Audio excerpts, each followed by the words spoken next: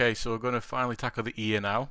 Now, before we go into the actual retopology of the ear, this is a point where you can go look round your mesh and see if there's anything you can clean up.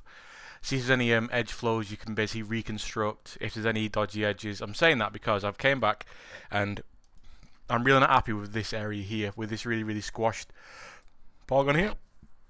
And if I just move stuff around, it doesn't really help the situation, doesn't really help anything. So what I'm going to do is look at maybe resorting this area out. I'm going to pause the video and do that, so it's not me umming and ahhing for ages, and I might come back and just be like, right, I just keep it like this. Who knows? But when we do the ear as well, remember back to when we were sculpting the ear, we had the cattail Y. Those again, 2 points of the ear that we really need to concentrate on, because those are the things that can cause the issues when we're retopologizing ears. Because ears, unfortunately, it's a very, very small area, but there's a lot of like surface information in there. So what we've got to do is make sure that we're not sending edges out into the head. So if I kind of randomly just add an edge in there just to justify something going onto the head, going onto the ear, I've added a new edge into the face, which, you know, you've got to remember that when you add an edge in there, it travels. You've got to see where it goes. And I'm not really wanting to add too much information. I might add one more. It might have me redo a couple of things over here. But in general, I want to keep my adding of edges low. One place you could technically add 1 or 2 edges is the back of the head. Because that's going to be fairly sparse anyway. So if you really needed to add an edge, you could do it back there. But like I said, I'm going to try and keep it the same. But remember, cattail Y, because we're going to start off with the cattail first, and then we're going to build the Y. So cattail, then the Y, and then we basically connect it to the head. Now, connecting it to the head is the hard part of this, because that's where you've got to really think about and really control the topology of the ear. And one thing I don't want to do is just have a cap for the ear, almost like just like a flat plane or anything like that. I kind of do want to have some information in the ear, so I will be trying to follow, you know, like the tragus, antitragus, helix, antihelix, all that kind of stuff. But the general process of retopology is exactly the same. There's no difference. The only difference is we're doing something that's far smaller but far more shape complex. And then when that's done, that'll be the head done. And hopefully in this video we'll even UV it, and I'll show you how simple it is to UV something like this. So I'm going to pause the video, do my thing, and then I'm going to come back. And we're back. So I did do a little bit of reconstruction. I basically sent this edge, I reconstructed it around the ear here. Instead of sending an edge over the top of the ear like this, I've basically forced it to come, basically this edge, this edge now goes into there. That's basically all I've done. Nothing too crazy, but it does some job. I'm just going to put a couple more edge loops around the eye, because I think my eye could definitely use more information, seeing as it's such an important area. Just touch that up with a little bit of, too much, a little bit of, there you go.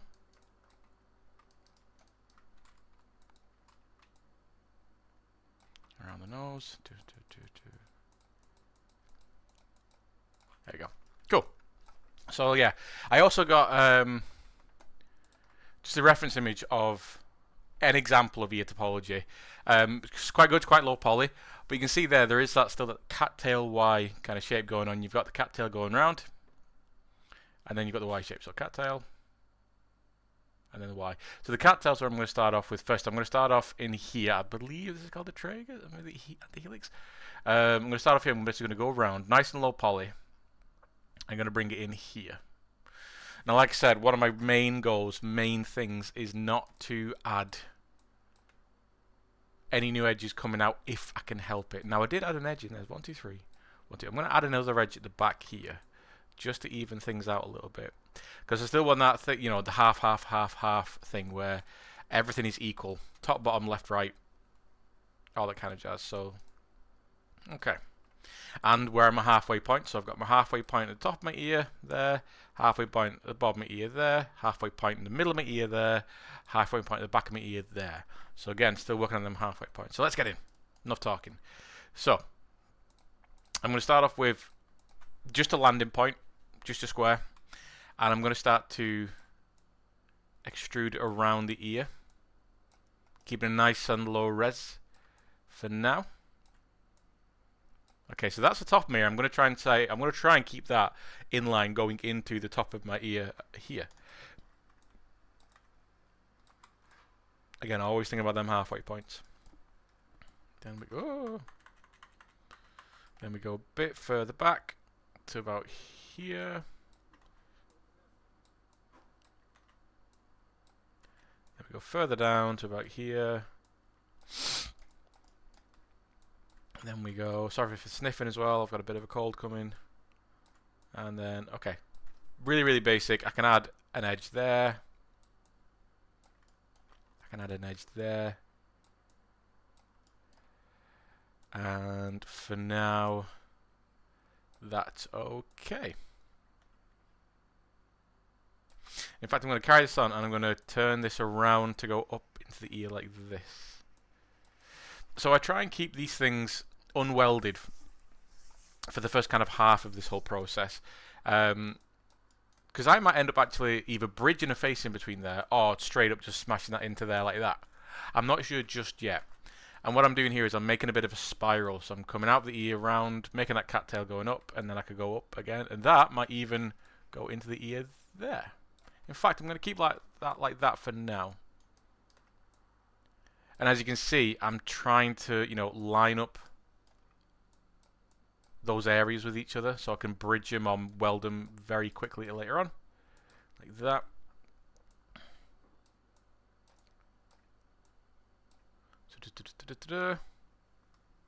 Okay, so I've got that done, that started. Now I'll get my Y. So let's have a look at that reference again. So there's a couple of weird shapes that might appear in here, and the diamonds. And diamonds aren't bad. Diamonds are technically quads. On a small scale, they're okay. So these are obviously very, very small. The diamond here, a diamond here, and a diamond here. I only call them diamond because they don't flow naturally with the rest of the edge flow. They kind of like, so you've got two edges running up here, and then all of a sudden it's like a diamond at the top. A diamond at the top. Now on a large scale, those will look really ugly because basically that is a flat plane trying to cover a curved surface.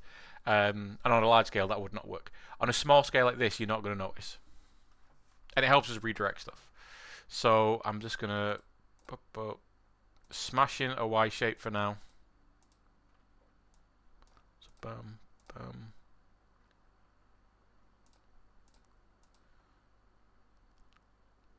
Yeah, man.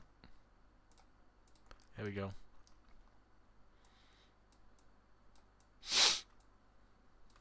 Now this is where the geometry can sometimes work against you because I'm not 100% sure what I'm looking at, because obviously grey and it's decimated, and even if I put the decimation, even if I put the wireframe on, click at everything, I'm still not 100% sure, you know, exactly what I'm looking at. You know, I'm losing all that nice sharp detail that I get from the sculpt.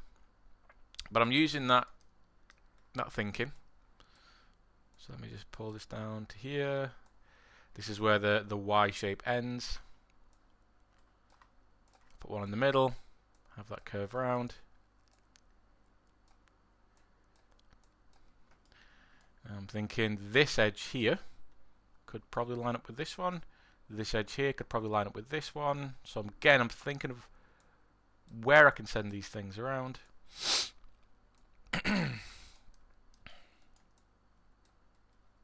This one to here. So what I'm also going to do is just kind of jump in at some points and just start to bridge some stuff, just like we did in certain parts of the faces. If you think in your mind's eye you see the path being created, just go for it. Have a test. See what it do. See if it works. So we set up the top of this little. I think this is your tragus. I'm terrible with ear anatomy. Don't know it at all. So that's the top of my little waggly bit.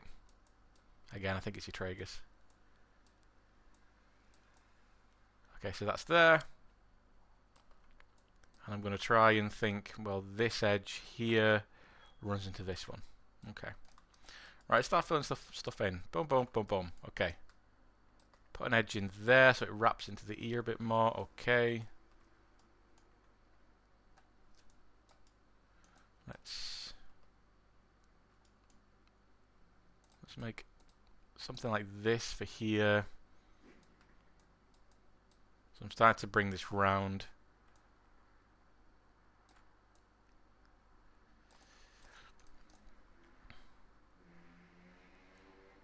Maybe just add another one there. Again, remember that because we're working lower poly, much lower poly, your mesh isn't going to absolutely trace everything, so you will get some grey points sticking out. It's all good, don't worry about it. As long as you're not working too low poly, because there is a point where you can work too low poly, then you're all good. But I start low poly to then add information later on.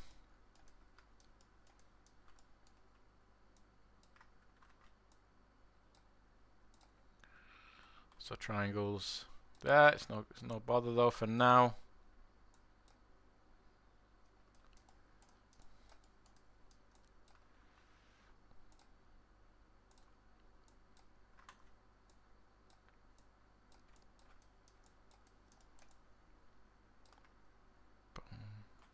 Okay. Bup, bup.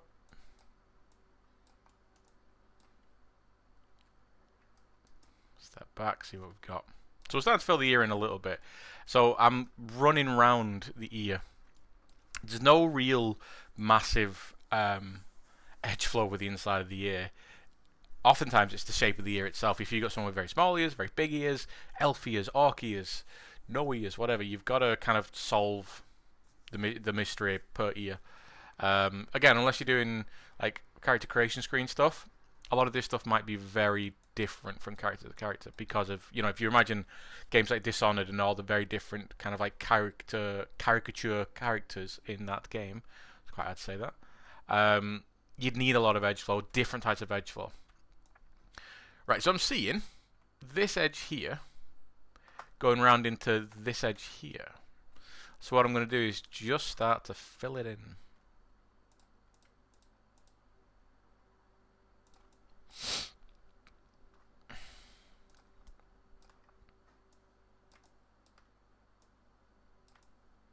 Always looking around, seeing what it looks like, seeing how it's going.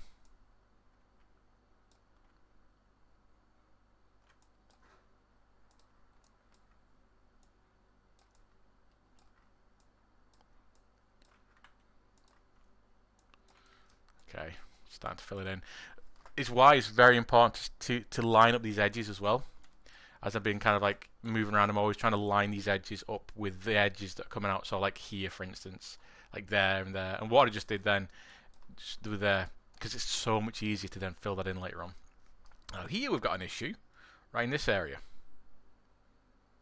Because currently I've not got any edges here. I could add one, like that, and that's not going to be much of an issue. The problem being I could fill in one, but then I've still got this area here, which will give me a quad and a triangle. Again, same kind of issue as what we got up here.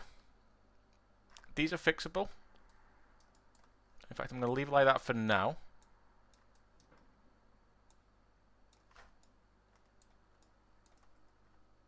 I'm just going to carry on.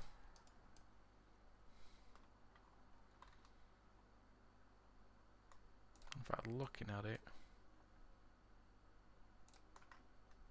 Okay, yeah, so if I make... Okay. If I make it so the triangle's at the top there, I'm looking at where this edge, these faces here run into two triangles, so I can put an edge in there, gives me two quads. It's a bit of wonky geometry, but it's in the ear. There we go. Hit it with a bit of smooth.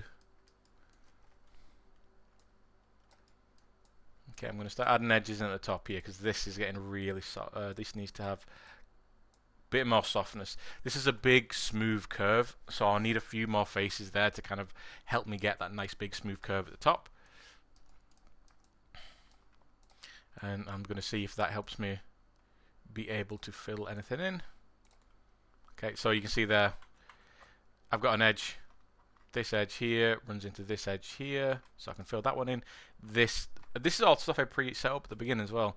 So this one here, so this edge runs into this edge. I can boom, and now I've got this big old mess in the middle here. But as you saw then, if I just put a dot down there, essentially what I'm doing is setting up an edge flow that comes up, around, and then down. So, there you go. Oh, look at that. Filled it in.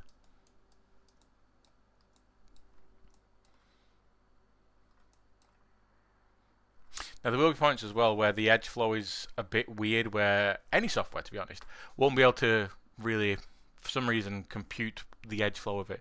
So here, around the, I don't know why it's telling me to go to make an end on there.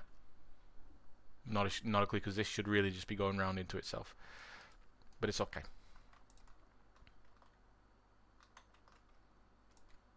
If I have to fix that kind of stuff up, I'll just get normal Maya tools. I'll just get my normal edge flow connection and just add it in manually. Okay, so let's have a look to see how we can. We've only got these two little bits inside the ear now, so let's take a break and look on the outside of the ear. So let's give our ear a little bit of depth, which means we just making, and I'm going to do that do one skip one thing as well. So I'm making the thickness of my ear. Oops, a daisy.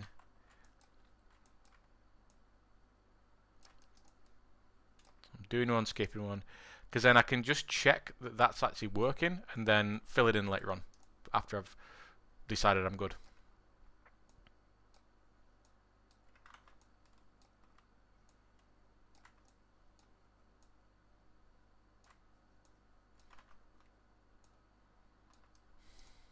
Okay.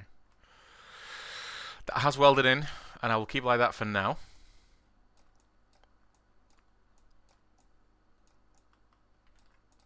Just fill this in. I'm just going to add an edge flow in like that. This just gives me, because I had very, very flat ears there, I'm just going to add a little bit of extra kind of bumpage to my ear. Bit of thickness to my ear there, just by adding that little edge in. Gives me more kind of room to stretch stuff. Now, I was talking in class about adding cheeky triangles into places. I often put them in the back of the ear for this very reason. I'm going to drag this edge here. I'm just going to weld it in. Boom. And then, boom. There you go. So I'm starting to connect my ear to my head, which will start to create triangles. Because what I don't want to do is start doing that for the rest of them, because then I'll get some really weird shapes at the back of my ear. So instead, what I'm going to do is leave that a triangle for now.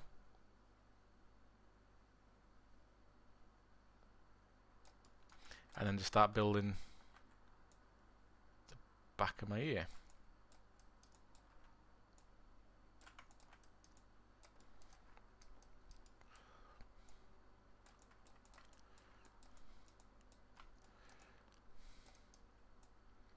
Like this.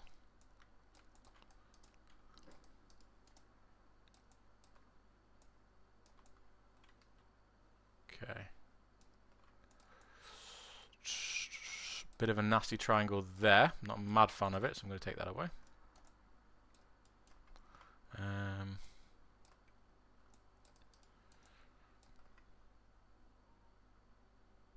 So I'm going to add an edge in here. Might get a little bit tight up at the top of the ear and around the bottom of the ear, but I'm going to add an edge in here.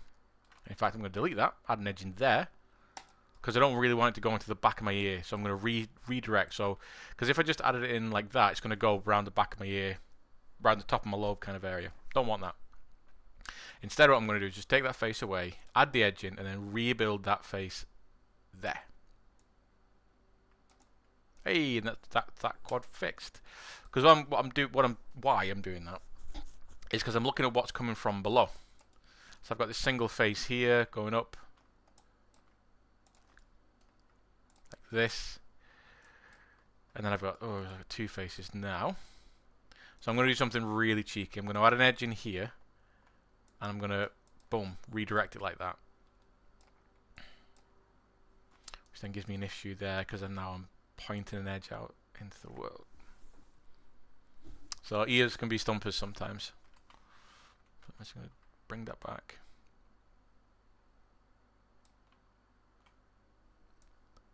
manually close that gap, so force that. So then yeah, I've got one coming in from the top there, one coming in from the bottom there.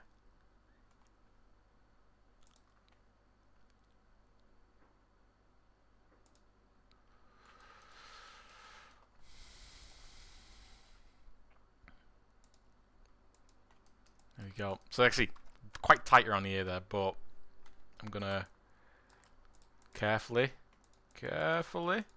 just smooth that out. Carefully. Okay. Fill this in. So this all should be good. Yep, that's all good there. Bit of a triangle there, but that's all good. Then we've got a bit of a triangle. Now I don't like that triangle there. So what I'm going to do is add an edge in on the inside to turn it into a quad. That'll also give me a little bit more kind of shape on the ear there. And just hope that, no, that creates a really nasty shape. So I'm not going to do that whatsoever. So you can see I'm very close to calling the ear done for now. Or completely. Yeah, boom, add that in there.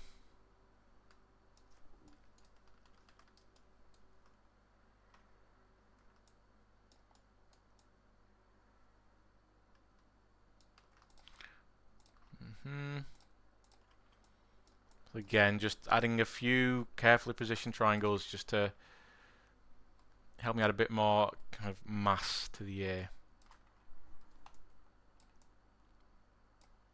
Pull and stretch and just, oops. Smooth is not helping me out there.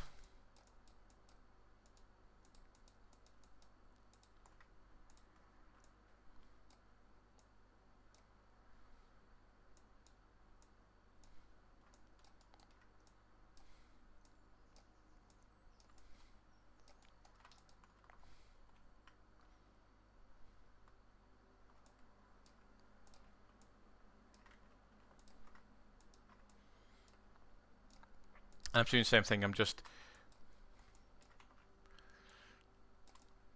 making a few triangles. It does need quite a bit of cleanup, so, you know, be prepared to do a bit of cleanup. But it's giving me better results.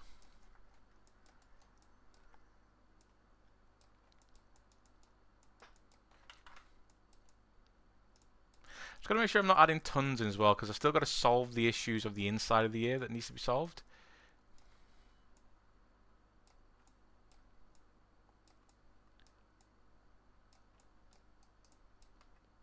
But I think I've added like 3 extra edges into the ear, but I've made those little triangles in place too. So I've made a little triangle so you don't really see them, and it is a bit nasty. It's a bit nasty, but it's out of the way. You know, you don't really see it. So let me start to rebuild this now. So the inside of the ear. Again, I'm not going to lose sleep over this being perfect.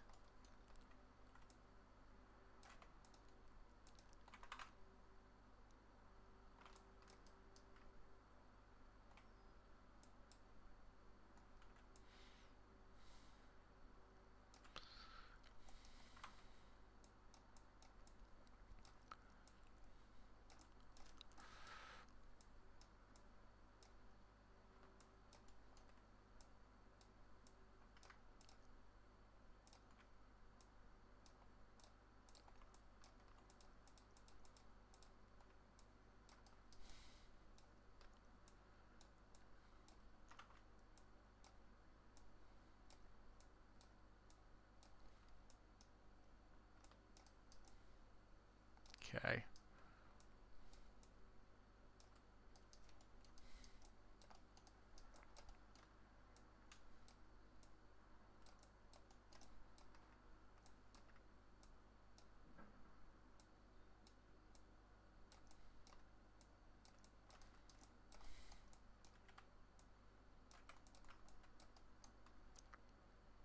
So nice area here. I can basically start to try and loop this into a circle.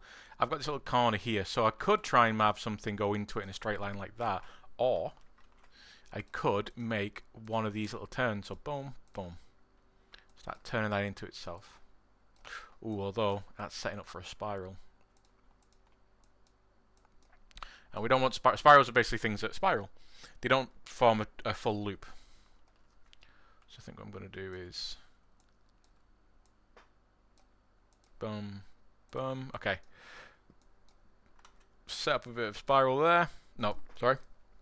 A bit of a circle there. And then I can start to fill in that. So these 3 dots, this dot is basically aligning to this dot is aligning to this, and this dot is aligning to this. So boop, boop, boop. And then I can start to just fill in that area.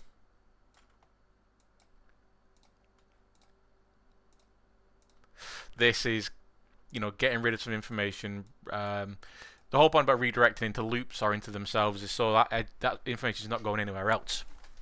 It's then going to ruin your day. Plus, in the ear hole like this, it's kind of makes sense. In fact, I could probably move the whole thing over here a little bit. So I'm using soft select to literally drag the whole thing out a little bit.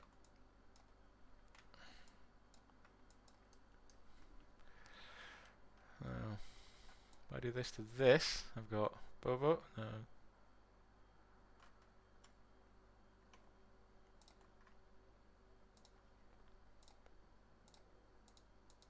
But it's just trying to close the ear at this point. There we go.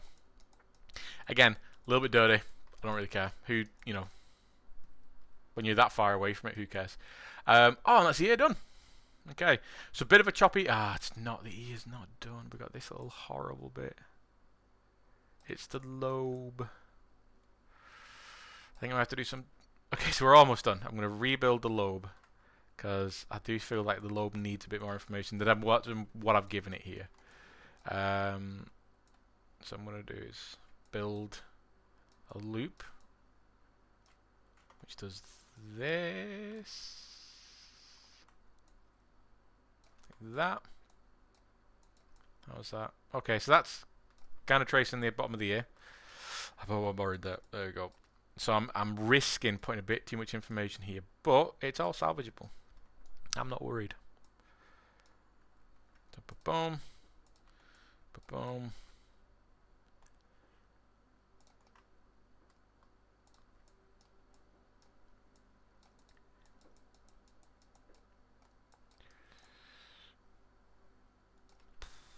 Don't like that.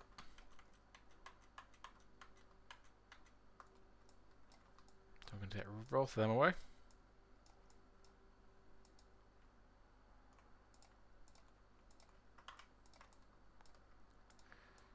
Like that. Okay, better.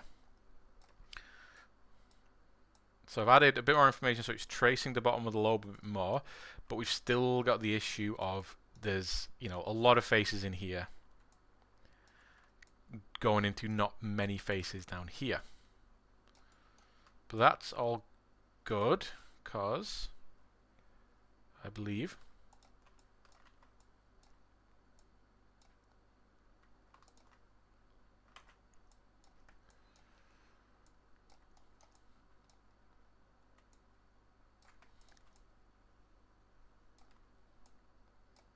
if I redirect that one like that, so instead of having this one here come down to the neck, what I'm doing is just literally moving a point so the edge is now facing in that direction. I'm redirecting the edge flow. Whenever I'm talking about redirection, that's mainly the thing I'm doing. Okay. And that can be that, which I'm just going to leave, even though it makes me sick. And then to dirty little triangle there. Okay. Do a bit of rearranging to try and smooth out, try and regulate the surface a little bit.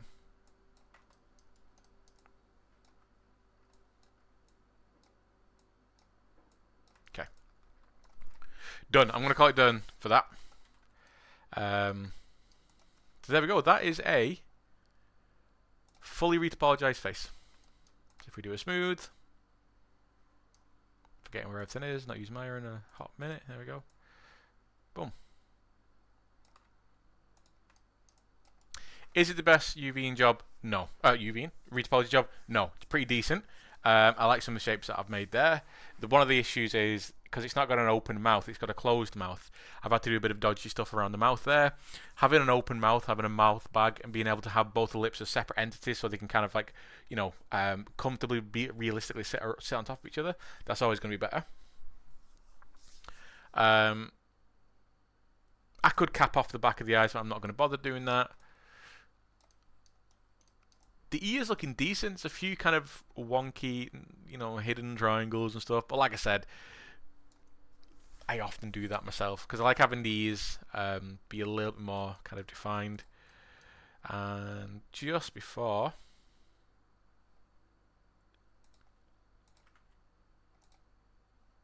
where's Quadro gone? Quadro is literally, oh, there it is. Oh, the Quadro has disappeared. I'm just gonna let's go around, do one last kind of like check, and just make sure that all the topology is as smooth as possible. Remember, this is edge flow, so making sure that everything's as equidistant as possible. In places where he wants to get a bit tighter, it's getting a bit tighter, but still nice and smooth. Don't want any sharp edges. Okay, maybe just do a bit of click and flick with smooth inside the ear.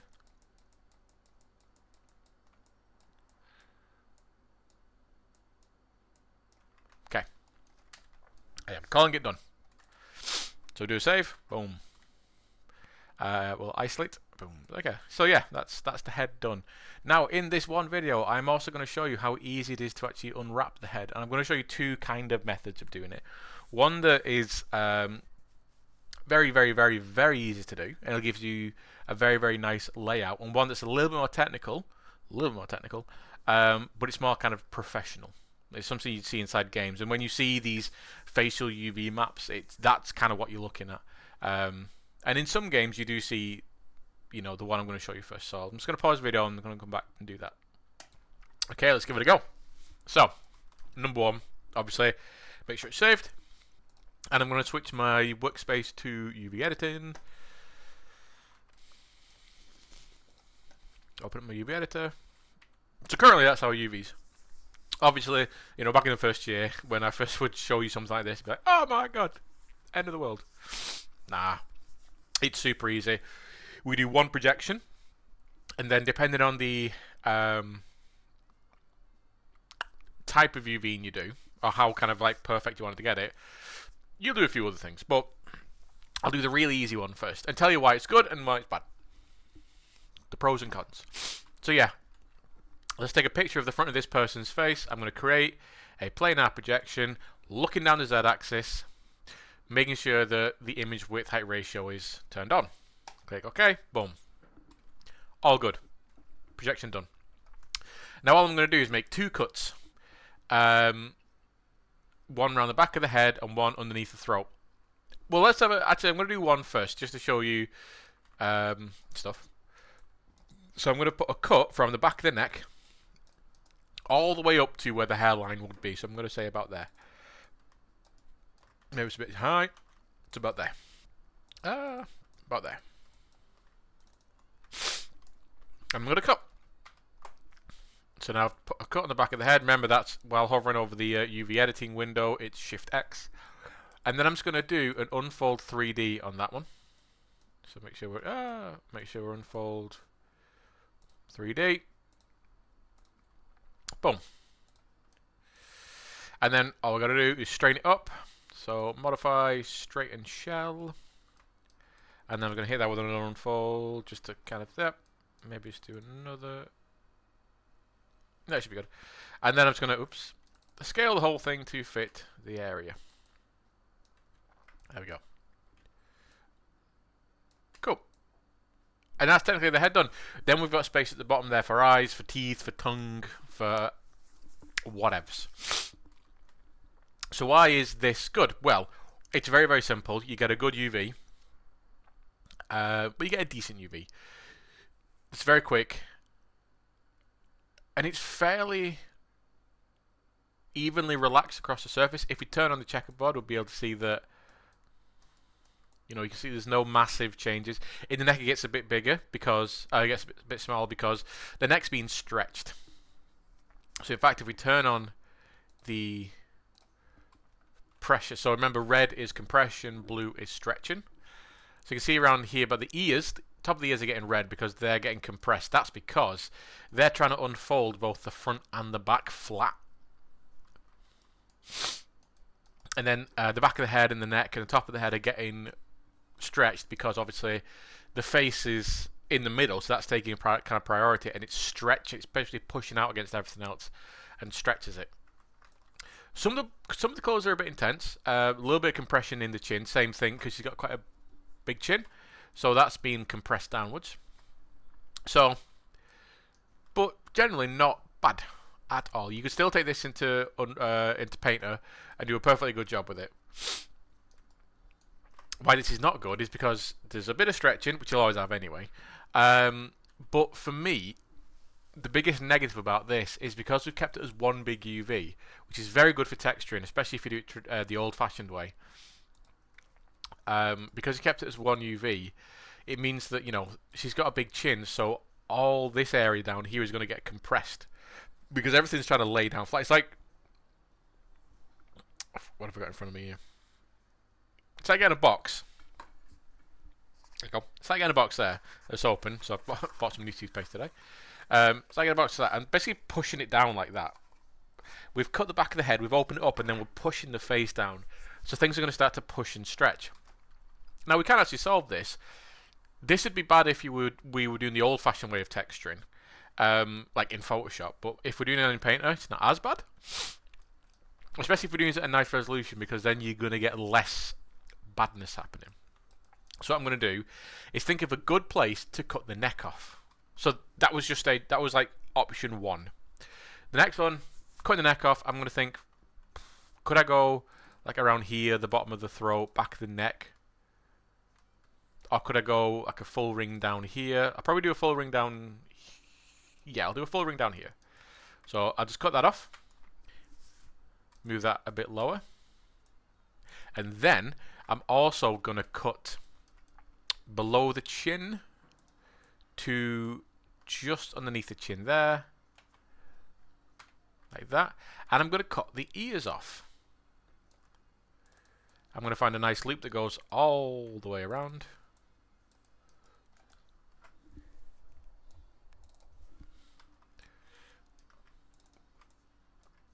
Make sure that does go all the way around and meet, which it does.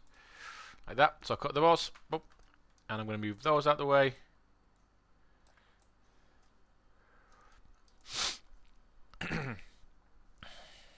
And I'm going to leave the ear how it is. But now I'm going to just grab everything, do a save quick. I'm just going to do a Unfold 3D. Now you can see it relaxes a little bit differently. Basically what I've done is I've taken as many tension points off as I could. So obviously the next bit of a tension point. Underneath the chin there, because it's got quite a big chin, that's a tension point. If I had a character which had like, I keep punching the mic, sorry, every time. If I had a character whose chin was basically going straight into the neck, for whatever reason, I wouldn't necessarily need to do that. But because Sasha's got quite a dominant chin, that whole underside of the throat there is causing the chin to compress. So now if we look at the compression map thing, some of those areas are still there, but they're far lighter. You know, the chin is far lighter. The nose will always, I'm not cutting off the nose, but the nose will always be redder because obviously it sticks out and it's having to kind of and it gets compressed. But everywhere else is kind of nicer. And then we just do the exact same thing. We just rearrange stuff into the scene. And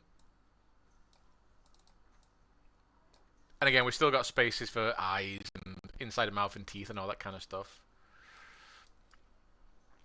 So that's not bad. You might see some games actually do it like that. Both ways, actually. You know, these are all absolutely totally usable things to do. A lot of it just depends on the studio that you work in. You know, your art director might say, right, all the heads are going to be like this because of this reason. I can imagine that in character customization stuff like Baldur's Gate and stuff, you'll need to do the third method because of how they, because you have to kind of swap in and swap out facial features. Everything has to be done to a very, very specific grid, in a very, very specific way. But so far, these two perfectly fine ways of doing stuff, they're just a bit more bespoke. Totally good. I have done both, and I do both. Right, the last one, I'm going to go right to the beginning. So, remember how I did those first two? I'm going to reproject the head. Boom. I'm going to do the same thing as I did before. I'm going to cut from the neck to the hairline. I'm going to unfold. And then I'm going to just straighten shell, just to get it nice and straight. There we go. Now, this method is very, very professional. Unfortunately, there's no kind of like doctrine or research or reference or resources about that I found about this. Everyone just does it. And what we're going to do is basically turn the whole thing into a square. It's quite simple. It's a bit annoying. It's a longer process, but it's still quite simple. So, what I'm going to do is use pin quite a lot. So, in edit, you've got pin and unpin points. I'm basically going to make a square out of this as much as I can and then pin certain areas so they don't move. So, when I unfold stuff, it'll stay like that. So, what I'm going to do is first start off with the bottom of the neck. So, I'm going to grab all the bottom vertices. Make sure they're nice and flat. Make sure they're on the grid. And then what I'm going to do is just, first of all, make sure the character's in the middle of the, there we go. Bottom of the grid, there you go. And makes it bigger. What I'm going to do is I'm just going to make sure that that's in the middle of the grid, like I did. And then I'm just going to scale out. I'm not going to move things individually because I kind of want to keep this spacing the same. I'm going to move them out to about there, okay? And then I'm going to pin all of these. Pin. There you go. So there goes blue. You know it's pinned. Then I'm going to do another unfold. The only reason for doing this unfold is just to get some of these UVs in more of an equal position again. Right. Now this should work with symmetry? Question mark? Nope. Right, so here's where the difficult one is. I've got to find certain points on the mesh, on the UV, and memorize it to the other side. It's like there. Okay. So I'm going to go up to, I'm going to try to remember that point. So I'm going to snap that to the grid. And I'm going to pin it. Because what I'm doing, I'm setting up points that are not going to move later on. I'm going to try and do, is it that one? Is that? I think that's the same, yeah. And then I'm going to pin this one. So I've now pin those 2 points.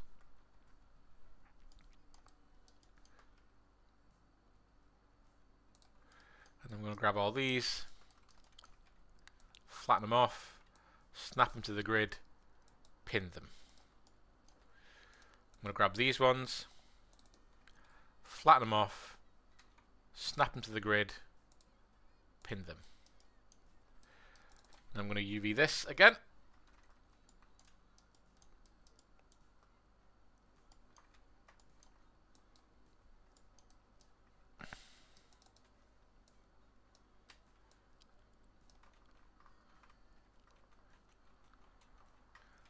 I'm going to scale everything in a touch, a skosh. Essentially what I'm trying to do here is just make sure that all the head areas is pinned in kind of like a bit of a square. Like I said, this is a not very well documented way of doing stuff.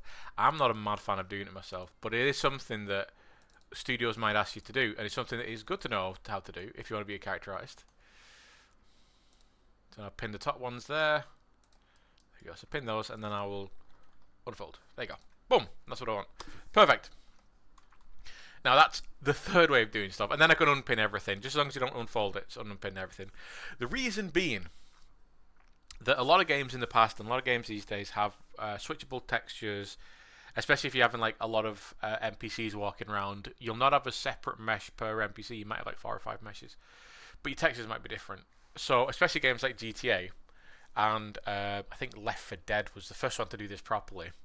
What they'll have is like a catalogue of things, faces, body types, pants, and the kind of stuff, and the computer basically randomly generates characters using that. It can be as simple as a head to a body. It can be as complex as hair, head, top, pants, feet, all being different while you're randomized. Like where all the zombies in Left 4 Dead at the time looked so different from each other because they were doing this kind of thing. Now, because of that, you would need to have UVs in specific areas, and we don't just do this. We then go in and move stuff around on the inside. You know, that stuff we're not going to do, but it's stuff that as a job you would do. You'd be given all these basically either photo scans or these textures, whatever, of heads, and they'd be in this kind of square format. And you'd have to make sure that the ears are over top of the ears, the eyes are over top of the eyes, the lips are over top of the lips, and you'd move stuff around. You'd start pinning stuff, and then you would relax stuff, and then you'd move stuff around again, like, you know, kind of massage things around to make it fit better. That's what you do. Again, we get pretty much the same kind of result as we did with the others. You're going to get more compression around the neck. It's going to get a little bit wobbly around the back of the head, but again, who's seen the back of the head? But the face is all fine. If we look at the stretch and compression, the neck is very stretched, but again, that's fine. It's all subject to what you want to get out of it, what you want to maintain, and the game you're working on. Studios will say, for technical reasons, we have to do everything like this. But again, the UVs are perfectly fine there. So those are the 3 ways we can do heads. 2 very, very simple ways. 1, still simple, just a little bit more of a schleppy process. But that's how you UV head. That's as simple as it is. And the only difference being that if you had a mouth bag, you just cut that out. You'd put the seam somewhere that players wouldn't be able to see. So you obviously don't cut the lips off. You cut them on like the inside of the lip. And then you just lay that out somewhere. You know, if you're cutting your ears off, you know, you lay them somewhere. If you're doing a character like an elf character or someone who's got kind of big ears, or anything that sticks out, horns or anything like that, you'd obviously cut those off. Same thing with that. You'd cut it off, lay it out flat somewhere. It doesn't need to be particularly well UV textured, because unless you're doing a monster who opens his mouth, and that's the whole point, you're just going to have like a maroony reddy kind of colour. And then you got up to space for eyes and teeth and stuff. Some characters do have their eyes done on separate textures, so they're one. And again, customizationable characters a lot of the time. So they can either have really, really, really nice eyes, so they're not trying to make their eyes in like a small 128 by 128 section. You know, they might have a 512 map purely just for the eye to give it as much kind of like lovely clarity as possible. Obviously, you wouldn't do a 4K eye texture on a 4K skin texture, because then there's too much disparity. You'll have really nice looking skin, but then like really, really sharp eyes, and it'll just be a bit weird. So yeah, some people do eyes on a separate mesh. I've seen characters who the hair's obviously on a different mesh, on a different UV. The head's on a UV. The teeth and tongue are on a UV. Their eyes are on a UV. Yeah. Again, there's a million and one ways you can do this. But that's it. So we finished off the ear today. As you can see, it's a bit annoying. But if you just take that process slowly and just think, you know, you spiral it and you're not sending any more out. The big thing is not sending any more information out into the head. I didn't actually add any edge after I fixed it anyway. Because remember, I fixed up the front here. I didn't send any more edges out into the face. I kept all the edges inside. That did mean a few dirty triangles, a few weird little topologies, but that's fine. That's totally cool. You know, that's totally cool. Yeah, a few little dirty triangles back of the ear. Some weird topology inside the ear here where the loop's kind of all over the shop. That's cool. Not a problem. And now our character is ready for the next process. So then I might as well do that in here. I'll try and do like an hour-long video, and I'll do that last bit inside here now. So I'm going to pause the video, get Maya open, and I'll show you the next process. Scratch that, because we're having issues with Maxon licenses as they're kind of going through the update process. I will do that. Basically, the next stage would be that projection and subdivision section. So I would have taken it back into ZBrush, and then started projecting it onto my other model. Because that often actually fixes, you know, we've retopologized this and it has been magnetized into the surface, but because we were doing something that was a decimated model, it sometimes loses a fractional bit of shape, or someone screaming outside. It sometimes loses like a fractional bit of structure, and the retopology does, it clings to it as much as it can. But then when we take it back into ZBrush and then we project it, sometimes it kind of ever so slightly nudges the mesh around, and it actually fits better because we're projecting around the original source, not the decimated version. And then we subdivide, project, subdivide, project. We do that. I tend to go up about 7 levels for when I'm doing heads, because my heads are always around the same kind of topology ballpark. Even for like the Baron's head, like Sash's Nemesis, his head is far chunkier. It might be like 10k more just for coverage. It might be that actually. It might be less than that. But yeah, I go up 7 subdivision levels generally, and then I can basically just use those different subdivision levels to basically jump between and make alterations on the really low res version, then go up to the high resolution version and make adjustments. And we'll be doing that a lot when it comes to the likenesses, because when we do our heads, that kind of stuff, we're not going to try and get it looking perfect in the sketch sculpt. We're going to try and get a really loud fireworks. We're going to try and get a really good base mesh, something on the right direction in the sketch. Retopologize it with a mouth pack, all that kind of jazz, and then we're going to actually make it look like the person after that, because then we can jump in between the subdivision levels. We can push and pull stuff around, and as long as you're not completely blowing the mesh apart, you're all good. So unfortunately, because of the max on thing, forgot about that. I can't show you the subdivision projection thing just yet, but I will do, obviously. I can't even do what I wanted to do for the rest of the night, actually, unless I do it in Nomad. Might do it in Nomad. But yeah, cool. So that's retopology of the ear and also the UVing. Dead simple. The ear's a bit wacky, but that's fine as long as you just follow the same kind of process and thinking that I did. And the UVing, super, super easy. Cool. See you in the next one.